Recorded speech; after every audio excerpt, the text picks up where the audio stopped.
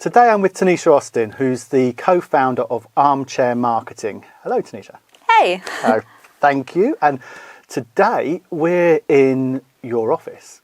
We're in your podcast studio because not a lot of people know this, but the UKBF Stories is recorded in this room. It is indeed. The new setup, which is really nice and good vibes only. For those who are watching this on the video, we've got good vibes only fluorescent screen behind us. So it's great, thank you. So tell us, just to get started, a brief summary of what Armchair Marketing is. So Armchair Marketing started off as a marketing consultancy, marketing agency, predominantly for the automotive industry. So whether that is car dealerships or classified websites like Auto Trader, eBay Motors, if it involved cars, then they were the type of customer that we worked with. But it also then became a technology software as well. So myself and my business partner Lee had the outrageous idea that we could make what we were doing as an agency, as a marketing consultancy, automated through software. So in the last 2 years, that's what we've kind of been building confidentially behind the scenes. We recently rolled that out to a select number of customers, and now we created the marketing software, MarTech, that does what we've been doing manually for years. We now have software that does a lot of that work for us. Excellent, very good. And what we'd start to is we've been coming here, myself, Jacob, recording podcasts here, recording some of our video content here, and so we've met in passing, and I never knew your story. And your business partner put you forward and suggested that you would make a great guest for our podcast. And when I started looking in, and we had a brief conversation about your journey to entrepreneur, it's a great story. So no pressure now. No pressure at all, much. But so really, I think we'd like to, if we go back to you're from Northampton. So if we paint a picture here, how was your school life? How did your sort of awareness and sort of journey through school go? So as you said, born and bred in Northampton for my sins. So I went to school in Northampton as well. I didn't start off very smart, say. So I was one of the kids at school that struggled. I really struggled with my reading and writing. I was always in one of the lower sets, where they give extra support, and always felt really stupid. I was so consciously aware, even at a young age, that I wasn't where all of the other children were, and that I was kind of behind, and that I was struggling. And then I guess at some point that kind of just changed. It's a really cheesy, silly story where I remember at school the teacher was reading to us a Roald Dahl book, George's Marvelous Medicine. I still remember the whole story to today. And it was one of the rare times the teacher was reading it out loud to us rather than us having to read ourselves. So I could actually just enjoy the storyline without the pressure of the fact I couldn't read it or understand what all those words were on the page. And I fell in love with it. I was hooked, and I needed to know how this story would end. But it was the Christmas holidays, so school stopped. We never got to the end of the book. I didn't know what happened. That bothered me all Christmas holidays. So my mum bought me this book, and I spent the rest of the Christmas holidays slowly, very, very slowly reading the rest of it to get to the end of it. And that, for me, changed everything, because that was the moment that I just fell in love with books and with reading. So even though I was a really slow reader, I started to read a lot outside of school, started to kind of read pretty much all spare time. And then from there, I just improved my reading, I guess, because I was spending so much time doing it. Became better, but also that improved other areas I struggled with, like my writing and my spelling. And then I kind of fell in love with learning, like as sad as that sounds. From a young age, I kind of knew that I needed to like educate myself to like get out of the area that I grew up in.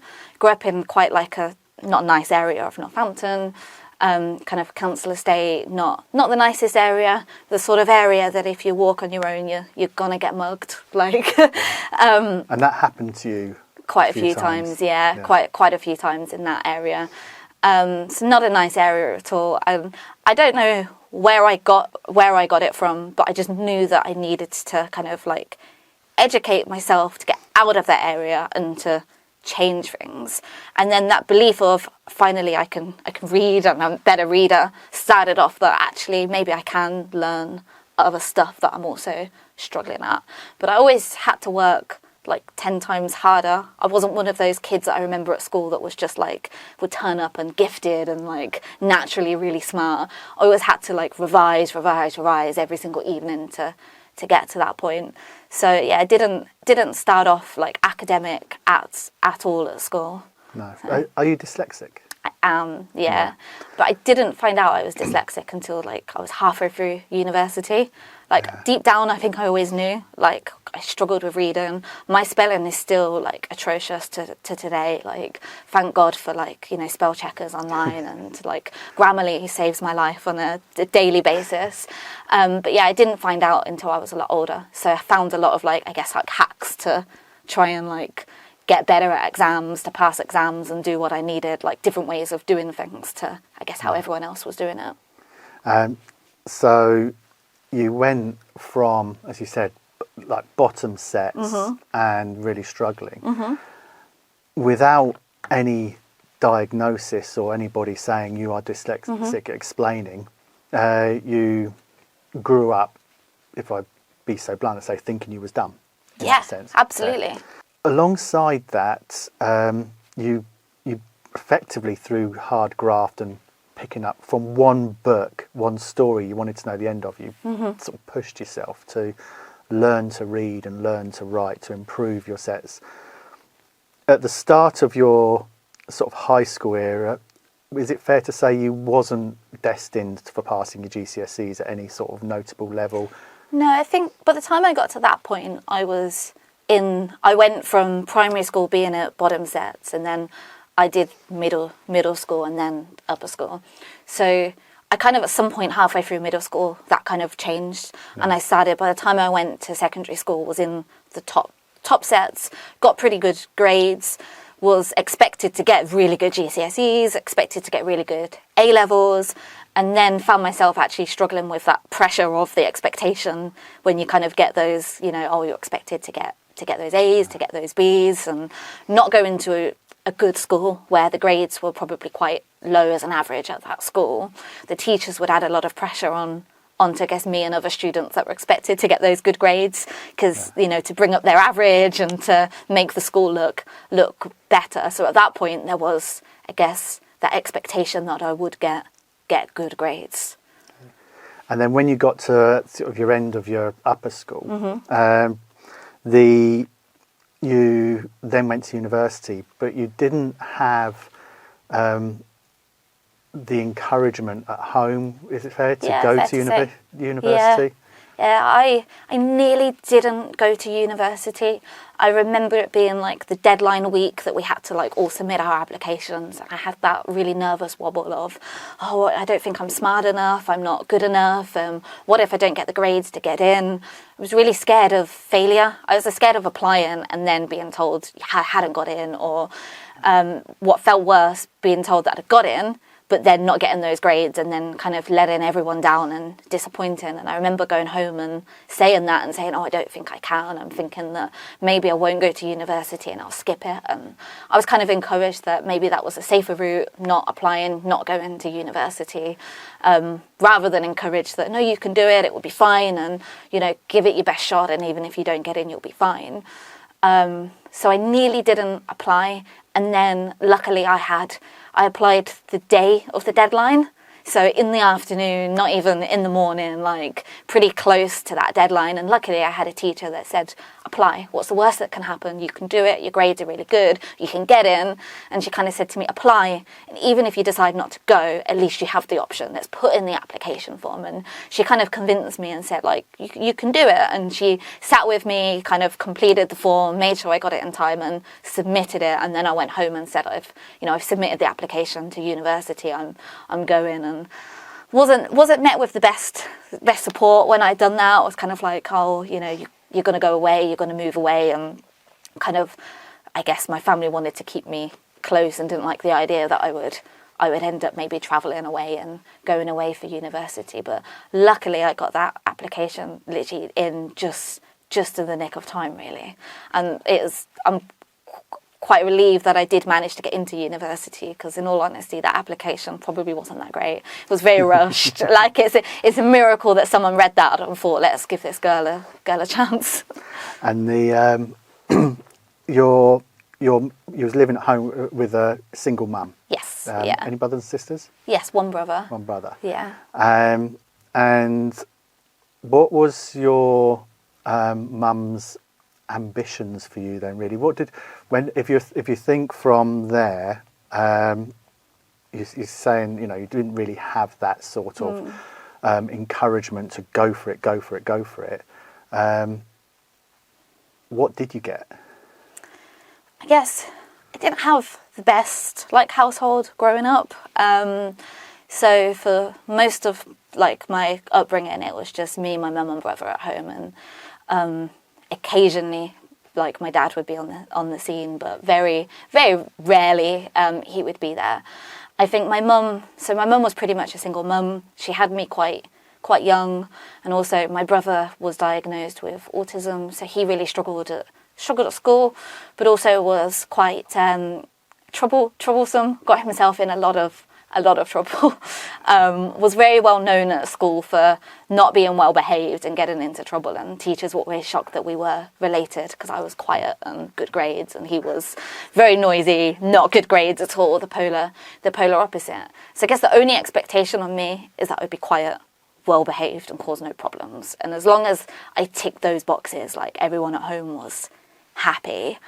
I think because my mum hadn't gone to university when she was young, and by the time I was applying for university, I guess my mum at that same age would have been pregnant with me, so really different I guess life to the one that I was going off for. And I think that everyone at home was nervous that if I went off to university that I would find this new glamorous life of people that were educated, really smart, and more financially well off than we were, and that maybe I just would never come back, and that I would just move on to this new glamorous life, and that would change who I was. And I guess they're right, it did change me, but I think for the better, because I kind of learned more about myself, what I wanted to do and who I wanted to be.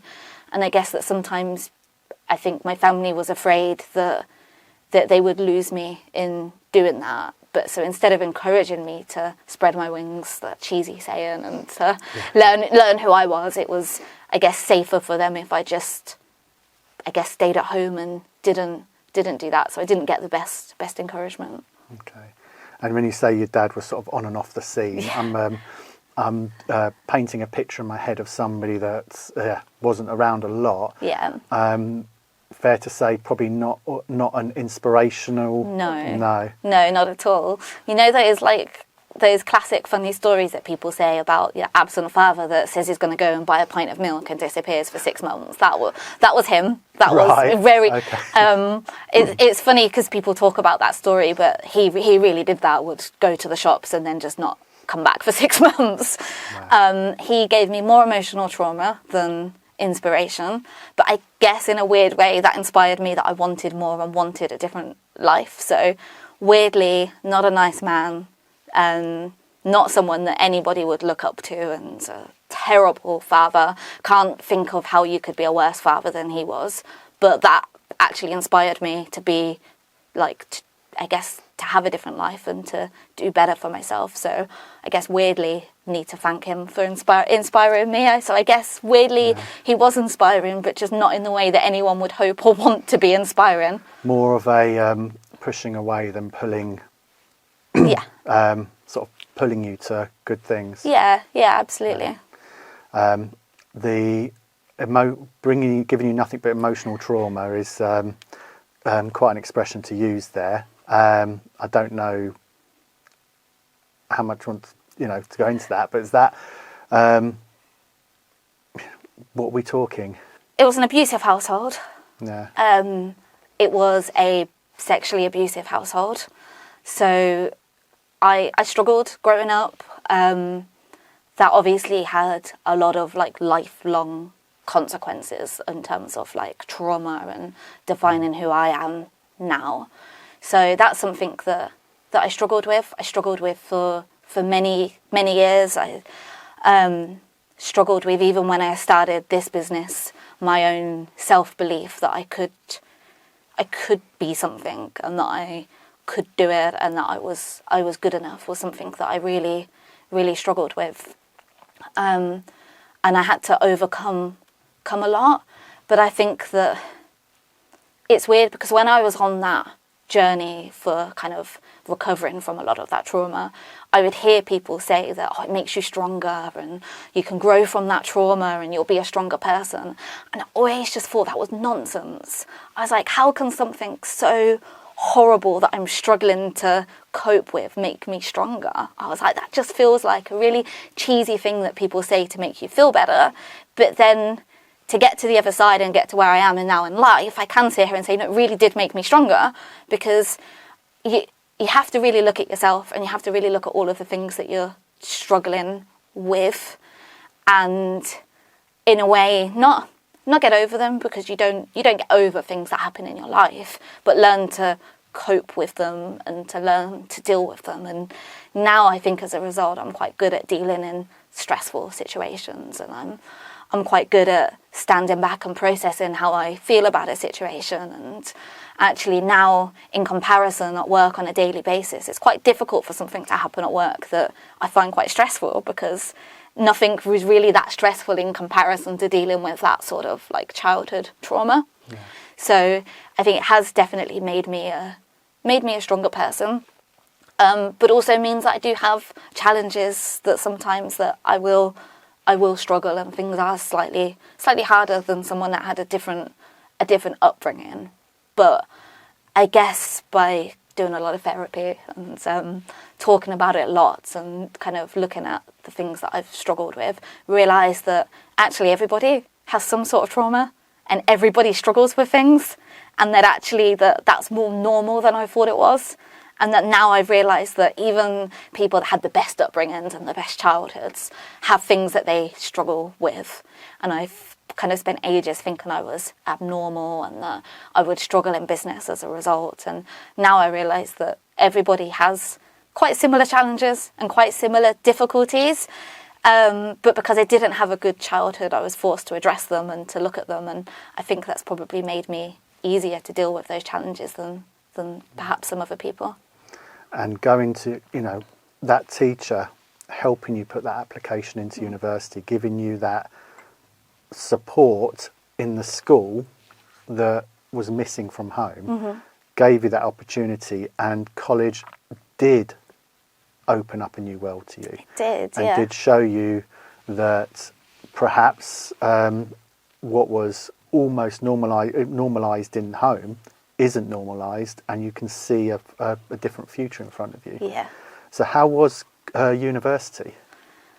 It was like eye-opening. It felt like a whole new world. I'd kind of lived in this bubble of Northampton and the way that my home life was, and I didn't go far to university. I only went to Coventry, so a whole hour away from Northampton, but far enough. And it was new people and a completely new way of life. I just remember kind of turning up and meeting these new people, and I'm thinking, oh my God, everyone is so confident and they're so sure of who they are and themselves. And I felt so quiet and shy, and I just fell in love with university so quickly because I felt so independent and free, and I was able to go where I wanted and do what I wanted, and I didn't have to think about kind of the strict household that I'd come from, of like curfews and like sharing where I was all of the time. And all of a sudden I could just do what I wanted and eat what I wanted, go where I wanted. And that meant far too many late nights, far too many hangovers, eating far too much food that wasn't good for me. I probably didn't eat a single vegetable or piece of fruit the whole time I was at university. But it was great for me because I figured out who I was, and I got that chance to, I guess, be a teenager, to live, let my hair down, and but also at the same time learn a lot from university, kind of get the grades I needed to be able to get a job when I graduated. And going through university, that's where you discovered your passion of what you enjoy doing. Yes. Which is? So marketing is... But I didn't study marketing at university. I studied journalism and English. I thought I wanted to be a writer. I was absolutely adamant. I was like, I love writing. At one point I wanted to be a political correspondent. I was like adamant. I was like, I love politics. And I was like, I really want to write about like the juicy stuff that's happening in the world. I really thought, I was like, I'm going to be an undercover reporter. I'm going to be the real pure journalist. And then I went to university and I found it boring. Like just writing articles and every single day, I was like, this is not for me. This is not the glamorous, fun lifestyle that I thought it would be. And realising that a lot of the time it's just research behind a computer and it's not as glamorous or fun as I thought it would be. But I remember at university we had to learn things like PR, social media, kind of like copywriting. And I was like, I enjoy all of this way more than I enjoy like the traditional journalism. But I had no idea that all of those things were marketing. So I left university, I graduated, and I was kind of like searching on Indeed, and I was searching for jobs online. And I was just putting in things like social media jobs or kind of like copywriting jobs or writing jobs. And I was putting in all of these things. And then at one point, this job for a marketing exec came up. And I clicked onto the job description and I read it. And I was like, oh my God, that's it. I was like, that covers all of the things that I enjoy doing. There's a job out there that covers it all. I don't have to choose a bit of social media or a writing job. I can actually do a job that does all of that. And then from there, I just started searching purely for marketing jobs. And I was like, this is it. This is me. Just no one had told me that all of those things that I enjoy doing and all of the things I wanted to do actually came under that marketing umbrella. So it just took me a little while to figure it out. And then I got my first marketing job and I was like, this is it. I'm not going back. Marketing is the thing that I love doing. Yeah. And whilst you was at university, you did some volunteering work at grads.co.uk. Yeah. And that was volunteer marketing for a part-time. And then you got, I'd say, first real job, to quote. But you thought you'd thrown the interview. Did, yeah. So I went for 2 interviews that day, and it was the job I ended up getting was the second interview of the day. And I turned up and I kind of went in and they asked me loads of questions. And I remember they showed me this advert in the interview and were like, what do you think of it? And I pretty much said that this advert sucked, right? Like I said, all of the reasons I thought this advert wasn't any good. Was it one of their adverts? It turned out it was, and they said, and I thought, oh no, I've really messed this up. And I was like, Tanesha, you know nothing about marketing yet. You still need to learn. And there you are telling this company that their adverts suck. I'm like, what have you done? Like, you've completely like messed up this whole interview. Anyway, it turns out they deliberately showed me an advert that they had never published that did suck, to see whether, one, I would be honest about it, but also if I had an idea of how I would improve it and what I would do to make it better. So luckily, by sharing my honest opinion with it, was exactly what they were looking for, but I didn't know that at the time. It wasn't until I left and I got a phone call probably like 20 minutes after I left that interview. And I remember I left and my friend picked me up and they were like, oh, how did it go? And I was like, it's awful. Like, I've not got the job. I was like, that's a terrible interview. I was really nervous. I was just like stumbling. I forgot like the basic answers of things that I should have known. And I was just so nervous.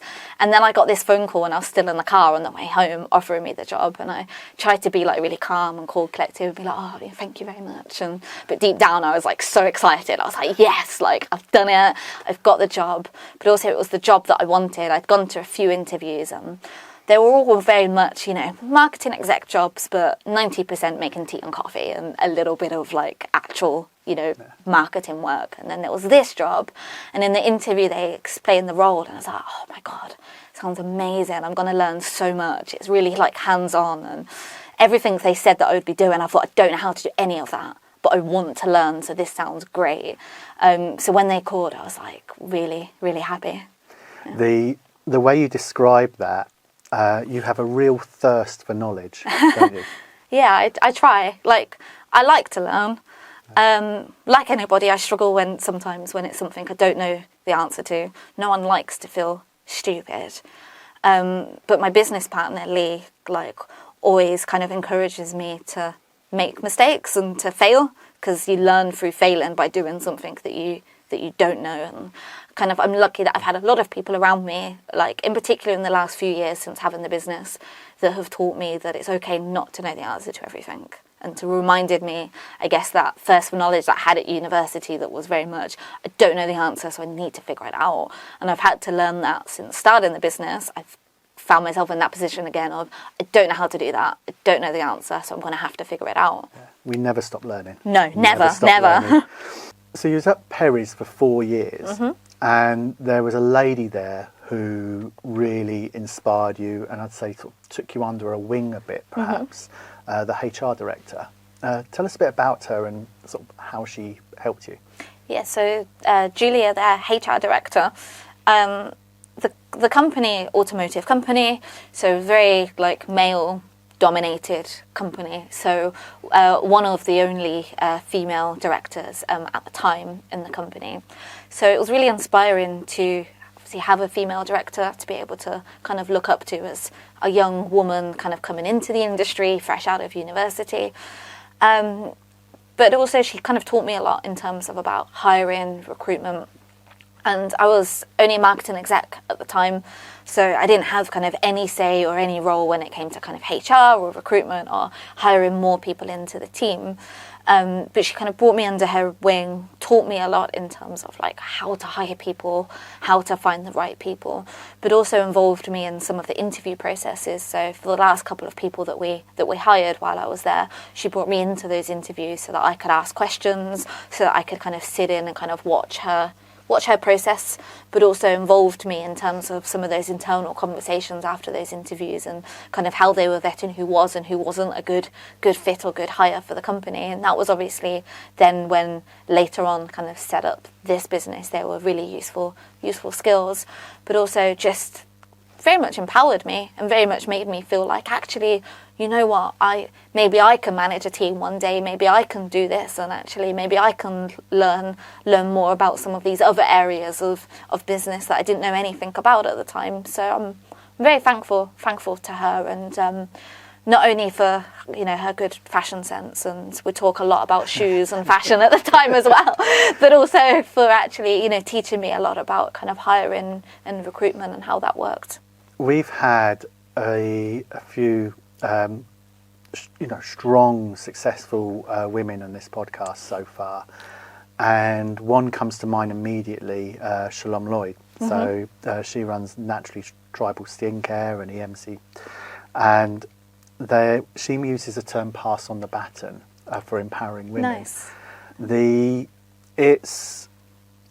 It's been a journey for me having some of these conversations, listening to women in business, and how important do you feel it is? And also, actually, what would you say to other women in business about supporting each other as well and passing on the baton to others coming through in business? It's one, I love that saying about passing on the baton. That's a hard question, because I feel somewhat slightly torn. I almost don't want to give any guidance or advice that is about being a woman in business, because I almost want to say that don't think about it. Like, it doesn't matter that you're a woman. What do you want to do? Go out and do it, because we're so fortunate in this country that you can pretty much do anything that you can dream of. Like, the education is there, the knowledge is there. Go take it, go do it.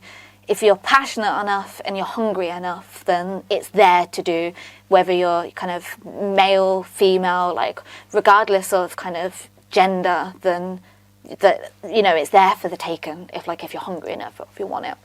But then, you know, as a woman in business, I also recognise that it's not that easy, and that actually sometimes you do very much feel that you are a woman, and you do feel that sometimes that maybe is whether it's an advantage or disadvantage, it's certainly different.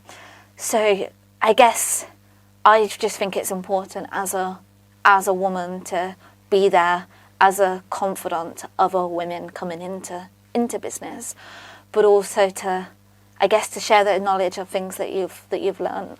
When, you know, my first job, I was shy and I was quiet, and I perhaps didn't speak up to things that were kind of, you know, inappropriate comments and things that were said in the workplace, that now I recognise that if someone said to me, I would kind of shut down quite quickly, because I've gained that confidence in the workplace but I didn't have that when I first started. But I was really lucky to have not just strong, powerful women like Julia, the HR director, around me, but also to have men that were confident enough to say that's not appropriate. And Lee, who's my business partner now, at the time would very much kind of stop anyone that would say anything that was inappropriate or make any jokes in the workplace, and made me feel really kind of strong and empowered. So I think it's really important to do that for young generations of women coming into business, is to make sure that we just create a workplace that is not only safe, but also where somebody can feel comfortable and confident, like regardless of gender. And I think that that's really important. But I don't think that's something for just women. I think that's something that anybody can do. You know, as I say, was lucky enough to have a manager, Lee at the time, who took that role and kind of would make sure that he kind of, anything that was said that was inappropriate, or he would resolve, and that made me feel safe to understand that that's not appropriate, and that's not something as a woman I should just take and accept in the workplace. I don't think it has to just be women that kind of empower those young women coming forward. I think it can be anybody that does that. I find your answer to that really interesting, and not quite what I expected. Okay. But it's a really interesting perspective in that, because my take on what you're saying is it's more of a cultural thing in behaviour. So I've never worked in automotive, but I have this perception, and you kind of alluded it to it, it's very male-dominated. And a very male-dominated environment will have a particular culture. Or can have a particular culture. Let me put it that way. The having a strong woman in that environment from the outside, I would perceive as be very good in that she's. I'll use this term I said earlier, taking you under her wing. Whether that's right or not, I might be incorrect in that terminology. Perhaps, and do correct me if I'm wrong, that, you know, helped you develop your confidence. But it's interesting that you also had male colleagues around there that were also passing on the baton and supporting you, and as you were developing from a young person, just sort of out of university and building up your confidence.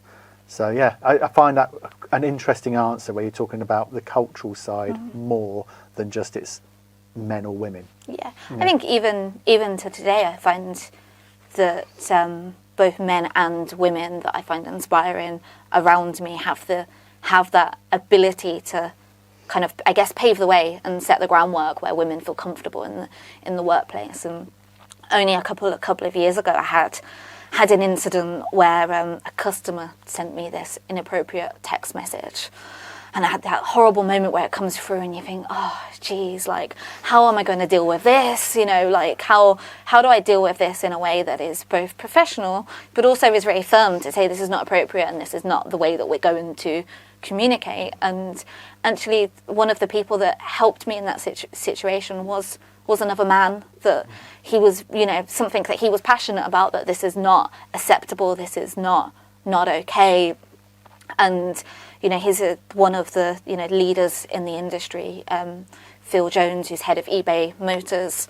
And, you know, I had a phone call with him, and he kind of gave me guidance and advice on how I could deal with that. And that's, as a very well-respected man in the industry, when women are able to speak to him about that, and he can guide and advise advise, that's, I think, really invaluable, because it doesn't have to come from another woman. It just has to come from someone that is empathetic, understands that that's not acceptable, but also somebody that's very business savvy, so can guide you from a business perspective of how to deal with that in a way that is I guess professional, but also more importantly in a way that makes you feel empowered and makes you feel like actually you're setting your own boundary for what you will and won't accept in the workplace. So I'm very fortunate to have had a lot of men and women around me be able to kind of, I guess, inspire me, but also help and support from that perspective. Because as you said, the automotive industry is very male dominated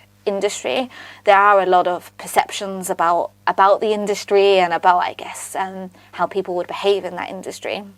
And, you know, some of it true, I guess, but a lot of it not. And there are a lot of senior male leaders in that industry that want to pave the way for women and are doing a really good job at that. You know, people like Lee, my business partner, people like Phil, but also not just in the UK. So one of our customers is Autotrader in South Africa, and their CEO is a man called George Minnie, and I find him really inspiring because he helps other women within his company, I guess, to create that foundations where women are able to sit at a director level and are able to sit around that board table, and creates a really good environment where it doesn't matter if you're male or female.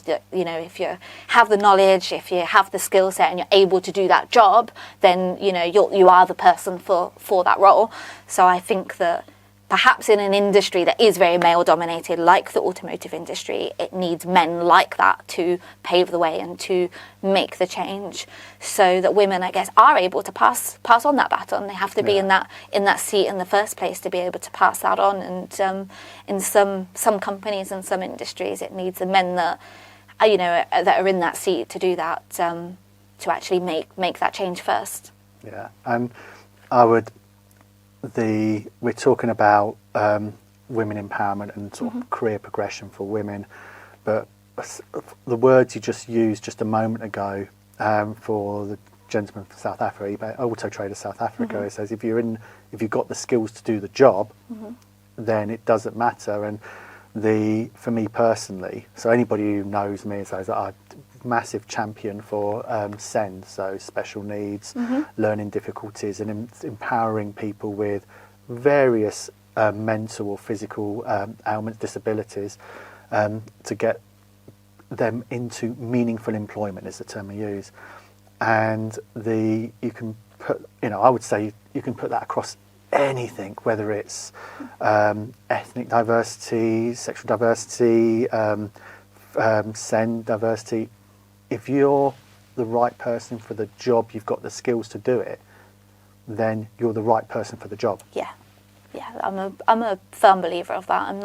I'm not sure that setting yourself a target of saying I need to hire more women or I need to hire, more kind of ethnic diversity or something like that necessarily solves the problem. I think it's useful. I think that sometimes some companies need to set those targets to force people to think about change, but I think it comes from a mentality of actually just helping anybody achieve. And if you do that and you focus on actually, are we doing enough as a company to make anybody feel comfortable, like regardless of who they are, regardless of their background, regardless of gender, race, religion, disabilities, whatever that is, make anybody feel comfortable, then to a certain degree that you'll tick those boxes of diversity naturally, because you're creating an environment where anybody feels like they can flourish. Yeah, I'd probably say the only time a target helps is if there is a risk of, and I'll just say risk of as opposed to subconscious bias. Yes, yeah, of course.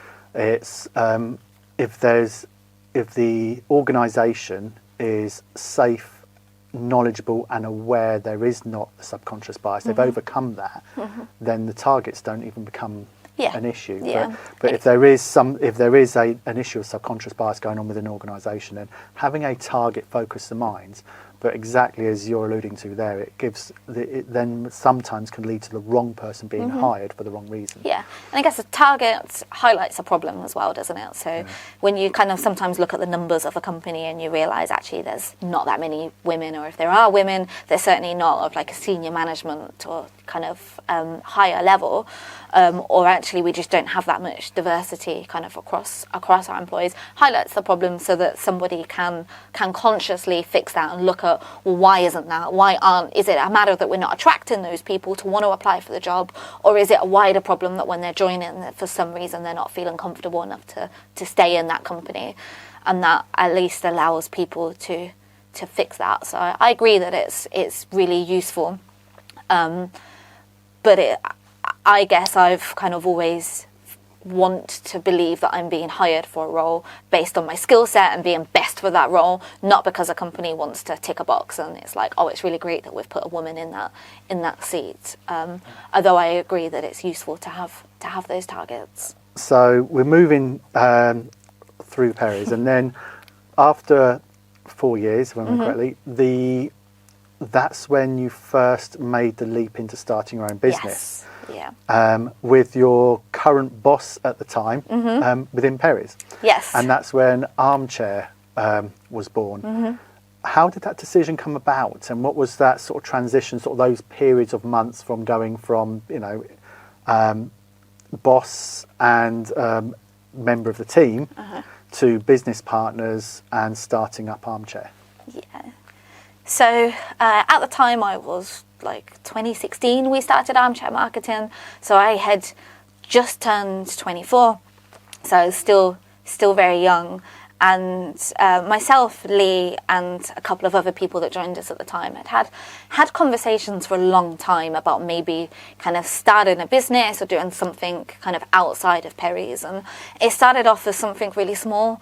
We'd all come back from this marketing conference feeling very like inspired, like, we can go away and we can do something great, that maybe kind of just in the evenings and at the weekends that we would kind of start something. And we had this funny idea of setting up like this e-commerce online store so we could kind of test our marketing and see actually maybe we could use some of this marketing skill set to make money for ourselves and sell something online. And I remember at the time that finding this niche that loads of people were searching for, like baby car seats online, but there wasn't a lot of competition for people advertising baby car seats. So I remember saying, oh my God, maybe we can sell like car seats online. Like an absurd, silly idea, but it was a car journey, like a 3-hour kind of car journey home where we were all just, I guess, saying and coming up with silly ideas for what we could do. And then somehow that absurd conversation turned into a serious conversation of, actually, maybe we could set up a marketing agency and we could do what we're doing ultimately for Perry's, but we could do for more automotive companies. And we took that quite seriously. We handed in a notice, left Perry's, and at the time there were 4 of us that left. So from day one, we had quite a hefty wage bill with 4 of us. So no customers, absolutely no money, but 4 wage bills to pay. And, Lee and I, obviously, we knew there was a chance that we weren't getting paid that first month. And at 24, I had no money. So I don't know how I was going to make that work. But I guess with just pure passion and enthusiasm that we could do it, took the leap, made the jump, handed in our notice. And then luckily in that kind of 1 month notice period that we had, we managed to find enough customers to pay the wage bill, to get our first office and to make a profit. So we made profit from month 1 and managed to make that work. And then it was, I guess, the start of a big learning journey. Like you said, Lee went from being my boss and my manager to all of a sudden being my business partner. So there was that change in dynamic where all of a sudden we were agreeing all things kind of together and figuring out how it could work together. But luckily, Lee and I had worked together at that point for 4 years. So we had a really good working relationship already. Lee was a really good manager, so he was never one of those managers that would just veto and be like, it's my way or the highway, so that's how we're doing it. So he always worked as a team.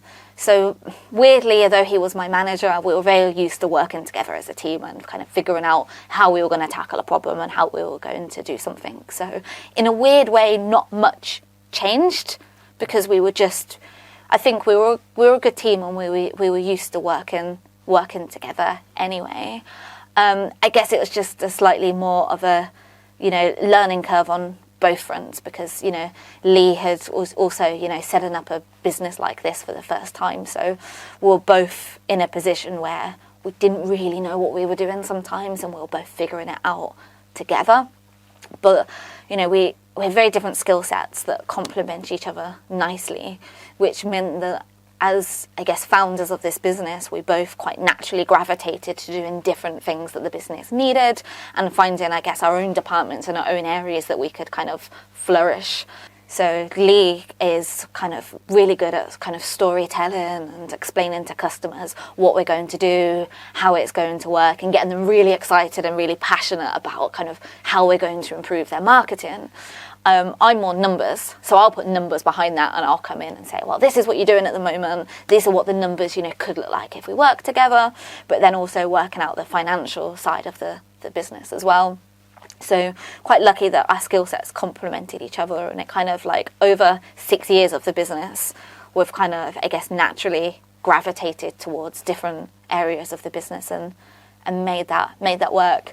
I think people expect it to have been harder and stranger than it was to go from him being my manager to business partner. But weirdly, that felt quite natural, because I also recognised that he had more experience than me. So I was quite happy, even though we were business partners, to look to him for guidance and advice, and to ask questions.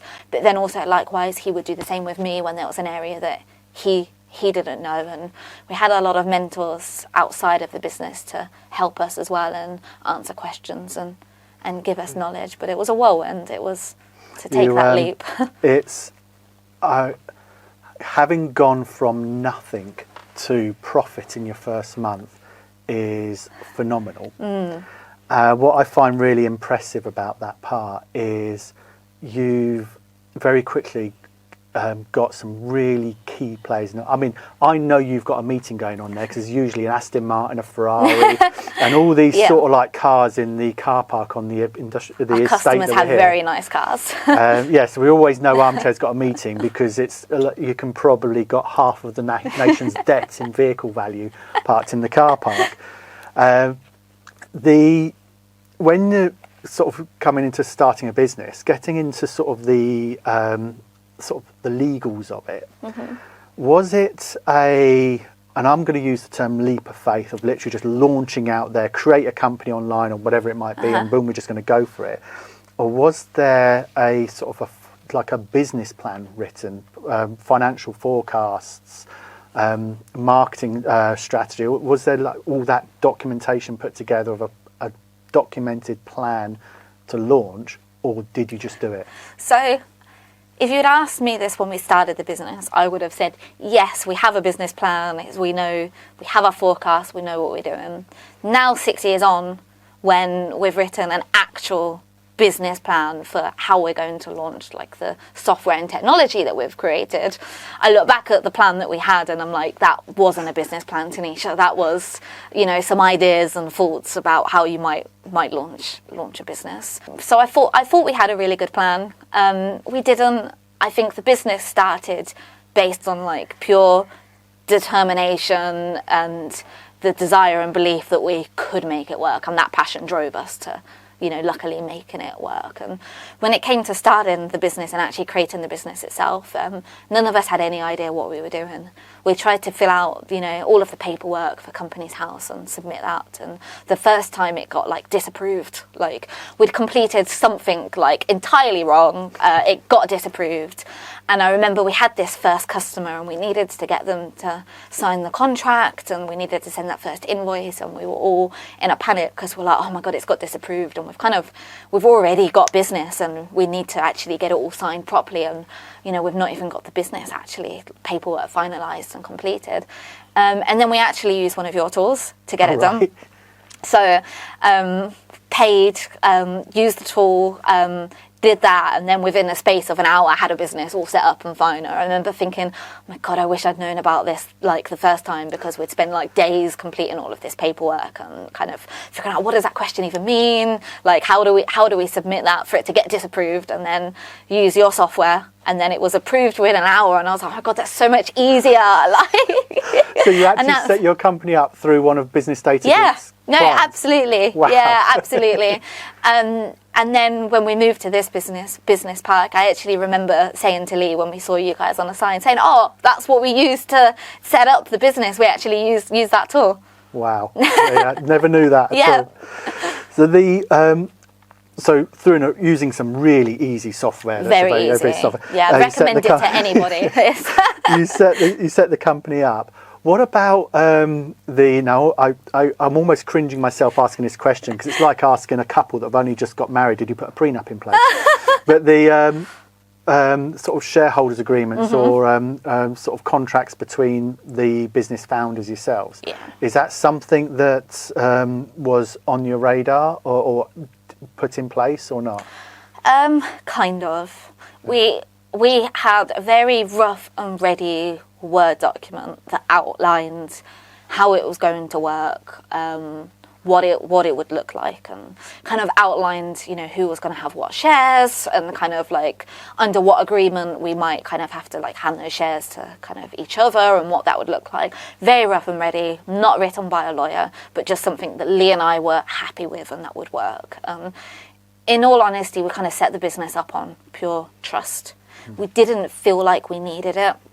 We still, you know, operate on a lot of trust. The difference being now that obviously there's value in the business, and now that we've built this technology and there's kind of, you know, a significant amount of value in the business, we are going through the process of actually having lawyers draft things up properly so that we can finalise and agree that properly. I guess when we started the business, it was worth nothing, right? That at the time thinking, why would we need to pay for a solicitor, for a lawyer to draft up all of this paperwork and figure out what happens, you know, if, you know, there's a dispute or if we can't agree on something. It didn't feel needed. It was trust, and that worked perfectly for 6 years. It got us what we needed.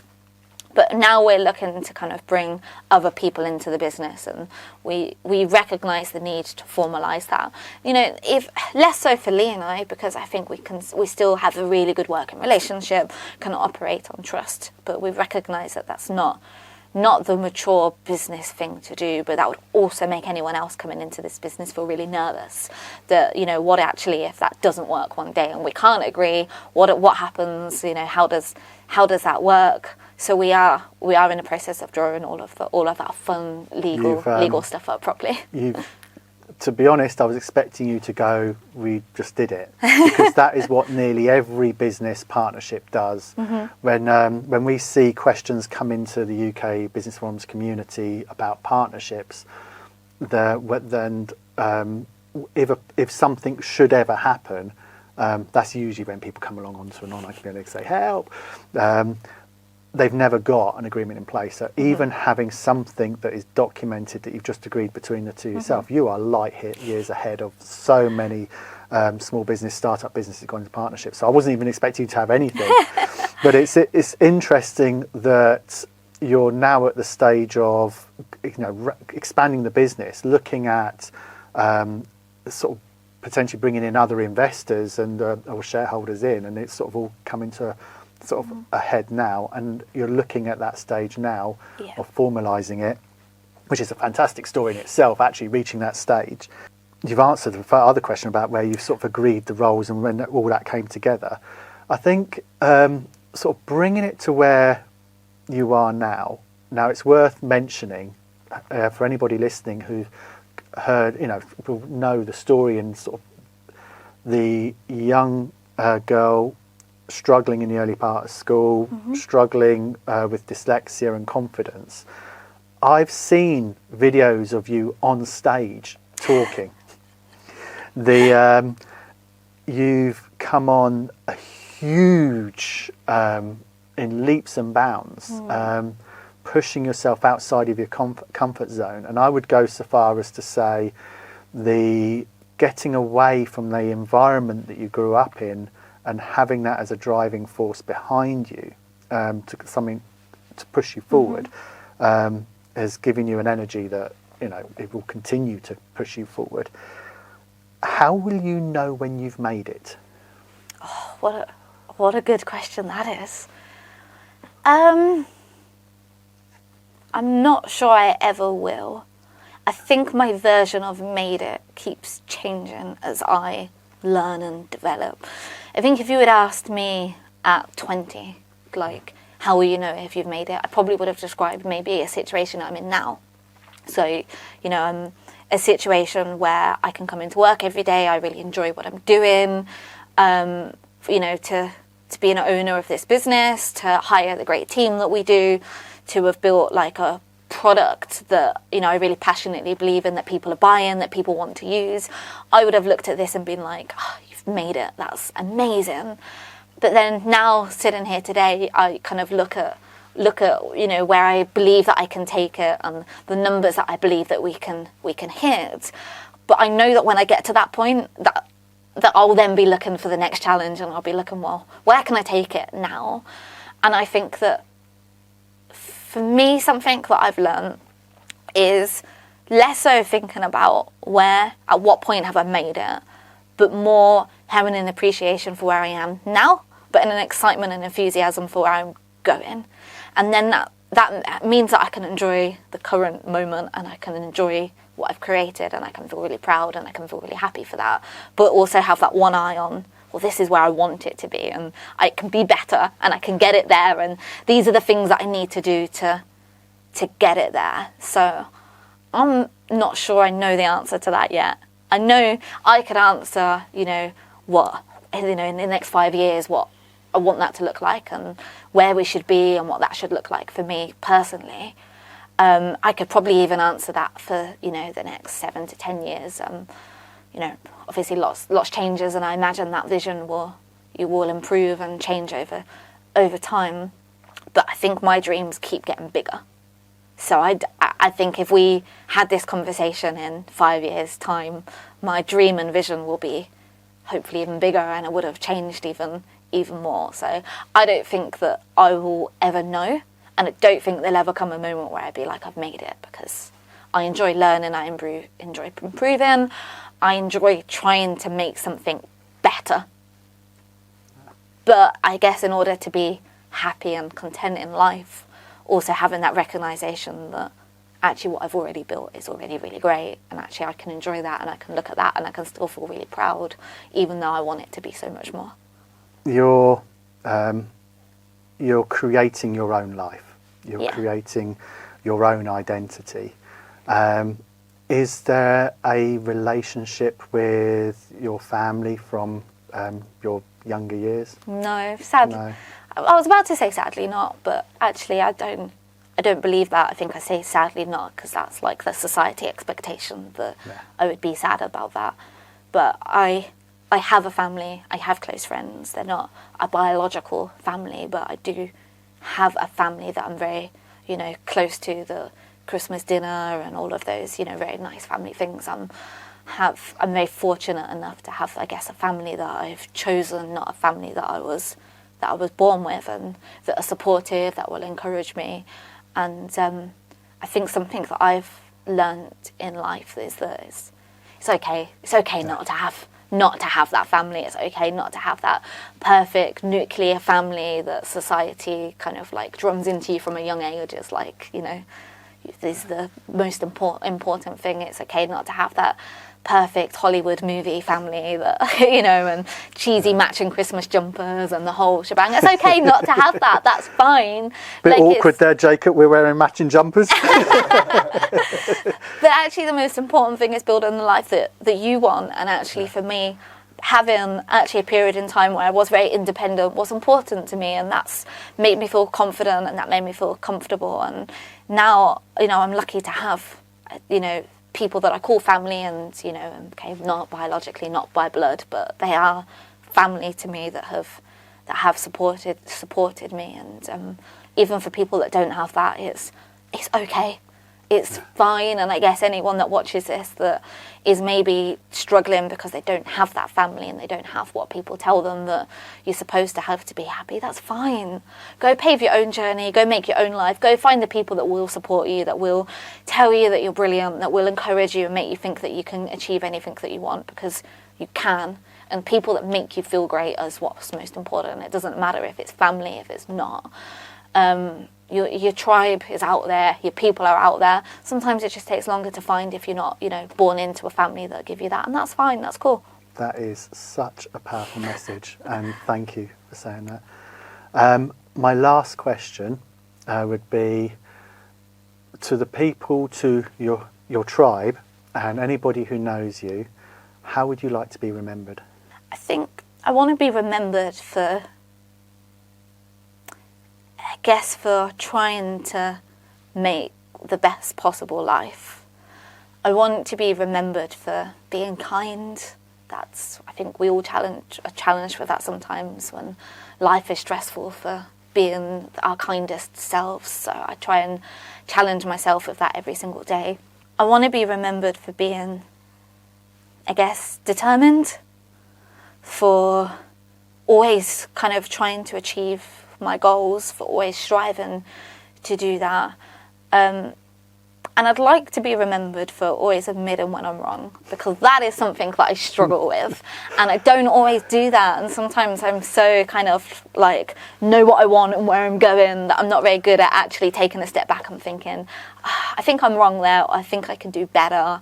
I'd like to be remembered for failing, but then actually learning from that and getting better, because something that I have learned in the last 6 years since having this business is that actually failure is good, failure is okay.